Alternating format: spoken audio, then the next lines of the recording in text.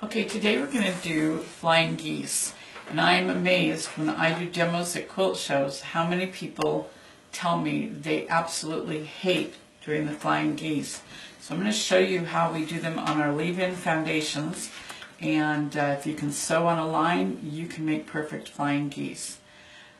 This is our 2" by 4" strip unit of Flying Geese, and I've got the first 3 going here, so I will show you how we put them together. We're going to take a fabric piece for the goose, or the center part of the block, and we're going to put it right sides together, edges even with the previous section that I've done. And you can pin it if you'd like. And if you do pin it, you want to pin it back out of the way because you don't want to run over it with your stitching, and they will be on the underneath side. So then we're going to turn it over, and we're going to just stitch on the line.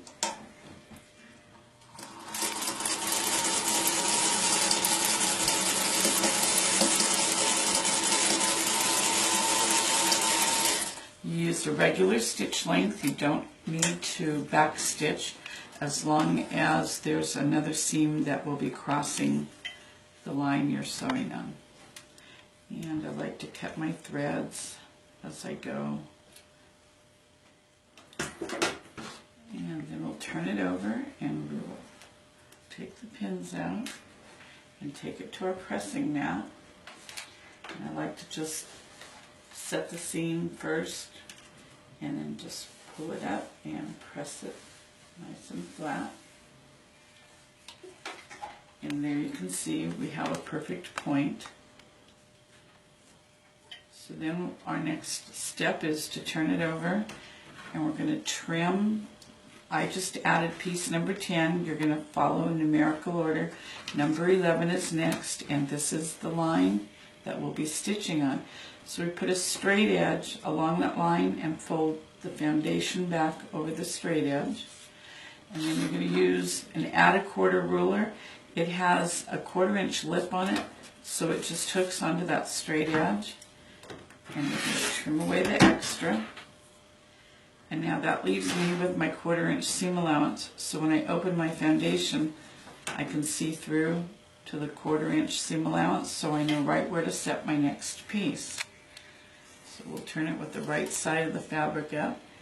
We will take our next piece, and we're going to set right sides together, edges even.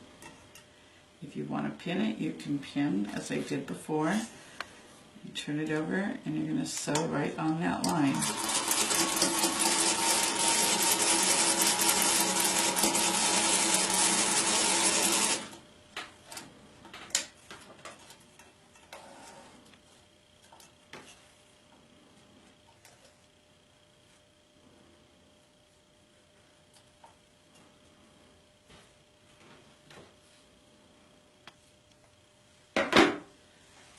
And then we take it to our ironing mat. Open it up and press it. And then we'll trim for the next piece, which is number 12. There's the seam line that I'll be stitching on. We'll fold the foundation back out of the way. Use our add a quarter. Trim that extra away.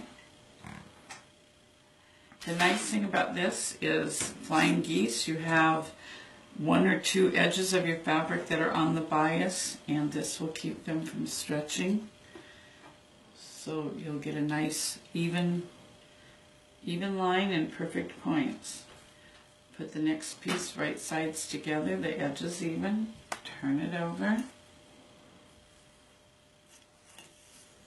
And you want to stitch on that line. You start and stop where the line starts and stops.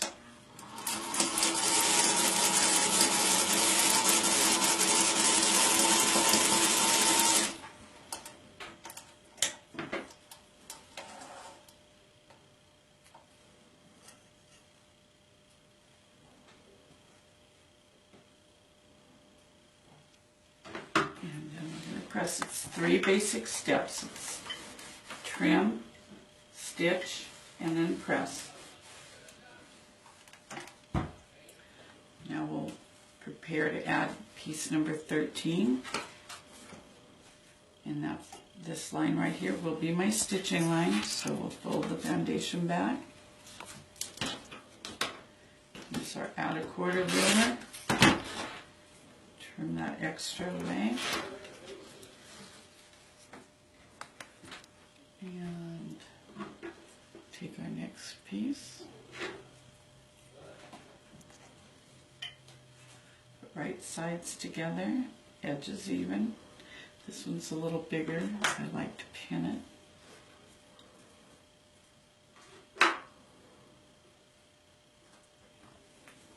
And turn it over and sew on the line.